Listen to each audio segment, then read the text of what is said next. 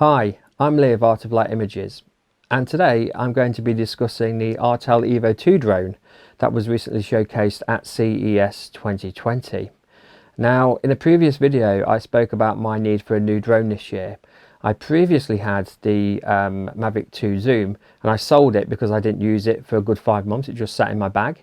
It's something I regret doing. I should have just flown that drone more. I've had some experience with drones. I've been flying drones for about 4, maybe 5 years now.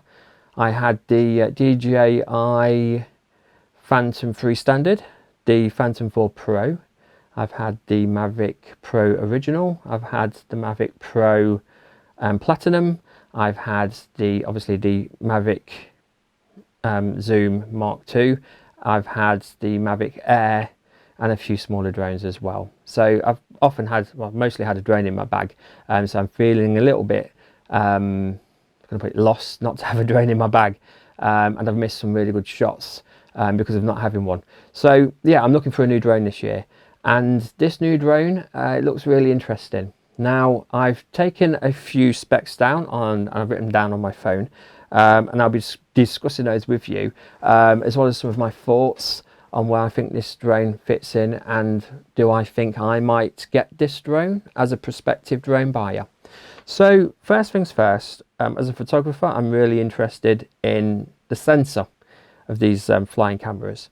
So looking at the Autel Evo II, the standard drone, it comes with a 1/2-inch CMOS sensor, 48 million effective pixels, with an ISO range of 100 to 3200.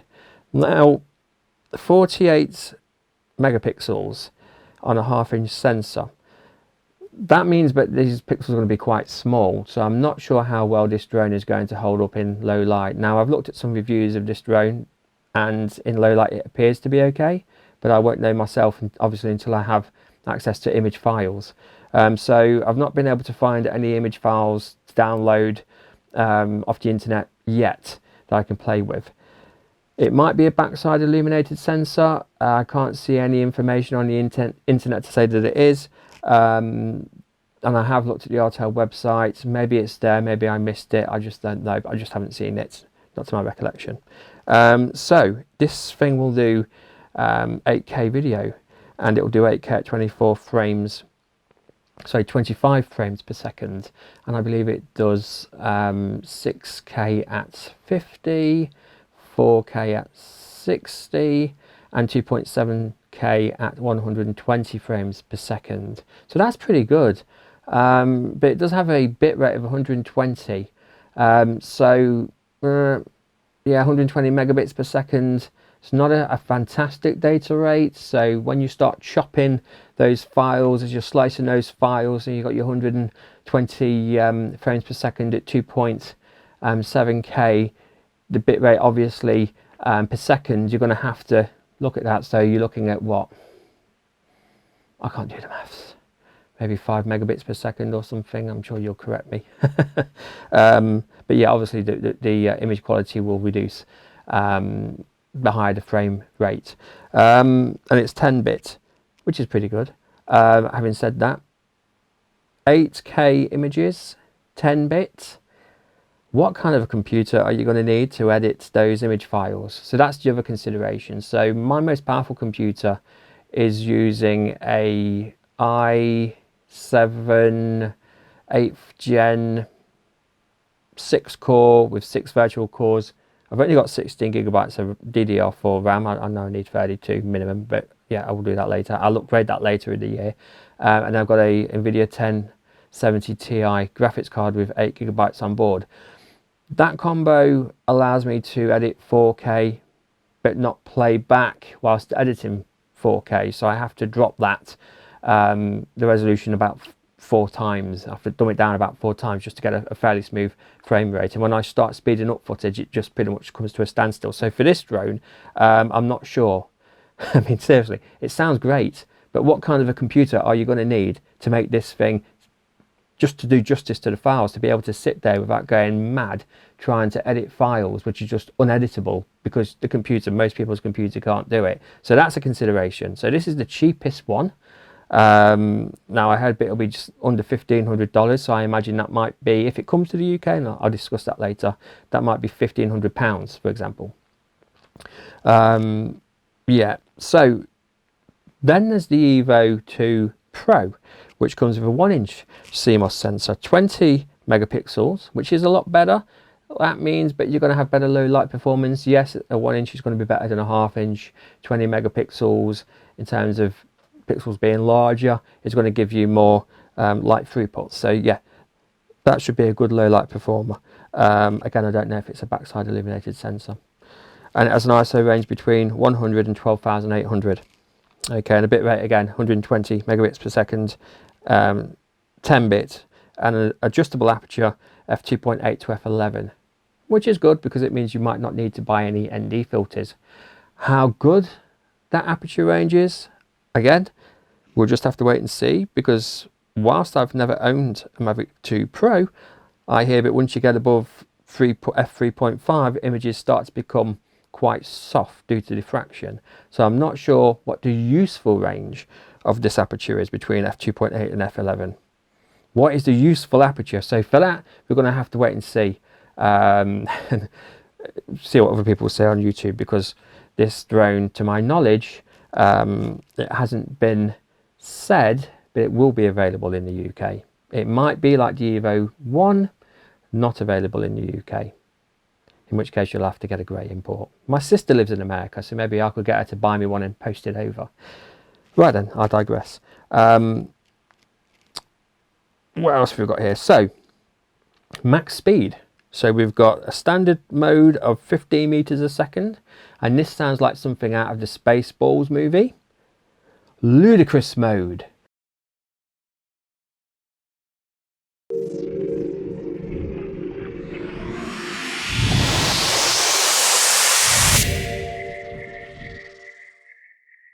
Um, 20 meters a second. Ludicrous. Ludicrous speed. Okay, so max flight time, no wind, 40 minutes, and hovering 35 minutes. So here's the other thing. You're looking at 8K video, and it has a maximum storage of, well, external maximum storage of 256 gigabytes. So just how long will you be able to record 8K video for on a small, and I can't believe I'm saying that, 256 gigabyte card? It would have been better for an 8K drone to have had a 500 gigabyte card. So the flight time, I doubt you'll get 40 minutes. You'll probably get something like 32, 33 minutes. But I think that might be a bit superfluous if you recorded in 8K. You might have to bring it back a little bit more often just to swap the SD cards around. And you're going to need more SD cards. So yeah, you'll buy more batteries, but you're going to need more SD cards as well, because I suspect that every battery change is going to be a new SD card if you're recording in 8K. Yeah, so that's that. What else have we got? 8 gigabytes of internal storage. A bit pitiful. There's a little bit like, I say a little bit like, it's exactly the same as the Mavic 2 Pro and Mavic 2 Zoom. Now on a 4K drone, 8 gigabytes seemed a little bit miserly, but it was nice to have it. On an 8K drone, 8 gigabytes seems like, what, ridiculous. So I think it should have been a minimum of 16 gigabytes, but preferably 32. So 8 gigabytes, it almost seems like it's just something of a tick sheet that I've had to compete with the Mavic 2. So let's just get that one done. So yeah, that seemed a bit, again, superfluous. Right then, what else have we got here? The colour. Orange. Now I know that the colour is not an important feature. Some would argue it is. It might be easier to see an orange drone in the sky. But orange. Now, all I can think of is the Tango adverts from the 1990s, you know? The ones that were banned because they were too violent.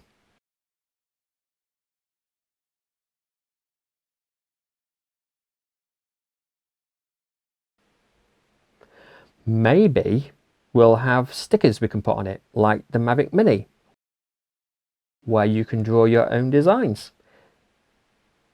Or maybe not. I don't know. It would have been great if it was black or silver or white. Hell, even some kind of checkered colour would be something. But orange, seriously. But it's orange, so I'm afraid we're going to have to live with that. Orange and black. So, yeah, there's something there. Yeah. The size of this drone is the other thing. It's quite a heavy drone. So it's over 1100 grams, whereas the Mavic 2 was slightly over 900 grams. And it's a lot bulkier.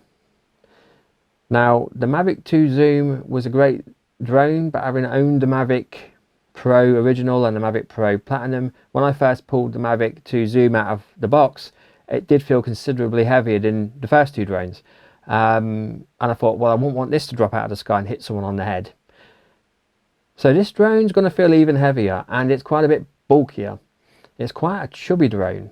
So it will just about fit in my camera bag with my other gear that I would normally take out. Typically, I'll go out exploring with two mirrorless cameras, a drone, a couple of lenses and a tripod. But yeah, it is quite a big drone. But it will make it easier to see in the sky, and especially the fact that it's orange. So pros and negatives equally. Okay.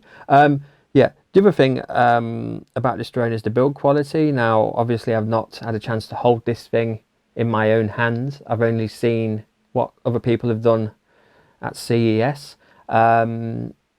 It's made from 4 body parts, so it's kind of got various body elements kind of stuck together with screws, or screwed together, not stuck together, screwed together. Yeah. Not a unibody, not a kind of dual body configuration. It's 4 plates stuck together with screws. So it looks a little bit bolt and build-ish. For those of you who know what bolt and build is, those who don't worry about it. But yeah, it doesn't look as premium to my eyes, just having seen it on the Autel website, as the Mavic 2 series of drones. That doesn't mean that it's not, it just doesn't look it. But as long as it holds together and as long as it lives past its guarantee, then that's absolutely fine with me. But we'll just have to see what happens. We'll have to see people flying them, and we'll see if they crash and whatever before. I mean, to be honest with you, I think it'll be quite a few months before we have any chance of getting one in the UK, if they release them in the UK at all.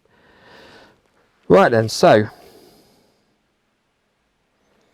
the sensors. So this drone has got 2 optical sensors at the front for crash avoidance, 2 at the back, 2 at the top, 2 on both the left and the right sides, 2 underneath, and it also has some flow sensors, acoustic flow sensors, and in addition to that, it has a landing light which looks like a total rip-off from the landing light of the Mavic 2 Zoom. I wouldn't be at all surprised if it wasn't the exact same landing light, what they've sourced from maybe the same company, but DJI sourced theirs from.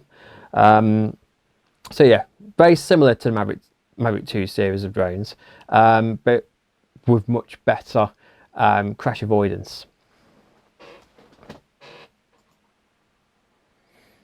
Yeah, so looking at the controller, it's got a 3.3-inch OLED display. It goes up to, I think it's 333 nits, which isn't very bright at all. I had an iPad Mini 3, and I think that went up to somewhere around the same sort of level of brightness, and it was pretty diabolical outside flying a drone with that and trying to use it. There was so much reflection, it was basically impossible. I had to buy a massive sunshade, and even then it didn't work too well. My Samsung S9 phone has a screen with 1100 nits, and when I flew my Mavic 2 Zoom, there were times when even this screen was overpowered by the sun. So the 333 nits display on the hand controller of the Evo 2 won't be much use, I don't think, when you're out and about.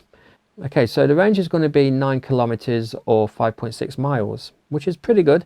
That's not the kind of range we're going to be seeing in Europe if it ever comes over here, but it does mean you're going to have a rock steady connection, which is great, and very similar to what you get with the Mavic 2 series of drones.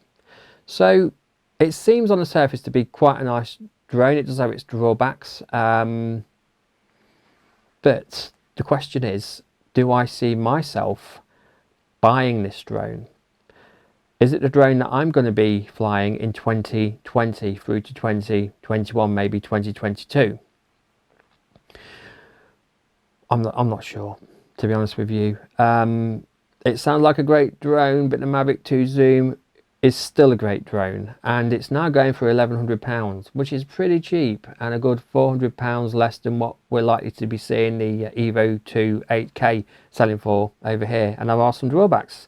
Also, the Mavic 2 Zoom is quite a bit smaller, and it does have a fantastic range, and the image quality is blazingly good.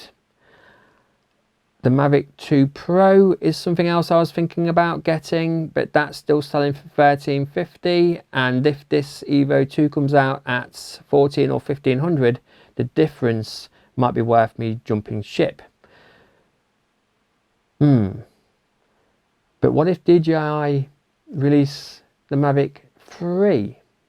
When will they release the Mavic 3? It's not like DJI to get caught out with their pants down. They usually whip the competition. Your competition will bring out a drone, and within a few weeks or a few days, DJI have got a better drone out there, stealing the limelight. So are we going to see a Mavic 3 any day or any week soon?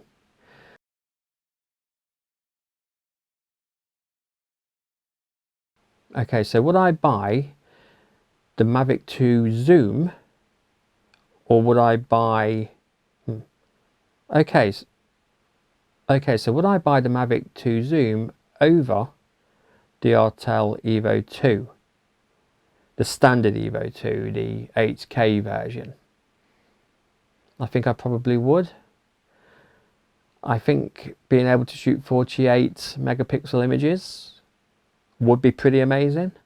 I could shoot 4 shots, get a massive, almost 200 megapixel image. I could combine those images together, it'd be great. The Mavic 2 Zoom, that shot, I think it was a 48 megapixel image as well, but it took ages, and it had to zoom right in, it took the shot, and it wasn't always right. You get blurry bits in the corner. So I think this would be better for landscape images, big landscape images. And I sell a lot of large prints on my website, so this is kind of the reason why I think I would go with this new drone. So yeah, I would buy this drone if it was available in the UK, as long as DJI don't bring out a better Mavic Zoom 3 or Mavic Pro 3. We'll have to wait and see. But I don't want to press the buy button yet, because I want to see what DJI are going to come out with. But they might not come out with something for months. Who knows? Maybe not until August. People are expecting a release in the next few days or weeks, but it might not happen. I don't want to go a whole year without a drone. So it's a bit of a quandary, and it's one I think we're all kind of, those of us between drones or looking at getting a drone, right now, we're all kind of in the same boat. You've got people saying, buy a drone, you won't regret it, at least you'll be out there using it. Well, I did that when I bought the Mavic Platinum. I bought it just before the Mavic 2 Zoom and the Mavic Pro came out, and I ended up selling it a few months after buying it at a loss, because I looked at the feature set of the Zoom and I thought that would be better for me, and I don't want to go through that experience again. So for me personally right now, I'm holding off buying a drone until DJI release something.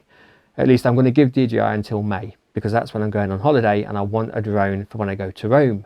And I'm also hoping to go to the States towards the end of the year, so I have to get a drone this year, damn it, I have to. Okay, I'm feeling a bit better now, I've had my medication. Right, so yeah, let's just wait and see what happens. Let's see what's released. Thanks for your time, and when I do get my new drone, I'll do an unboxing, and until the next time, be good and cheerio.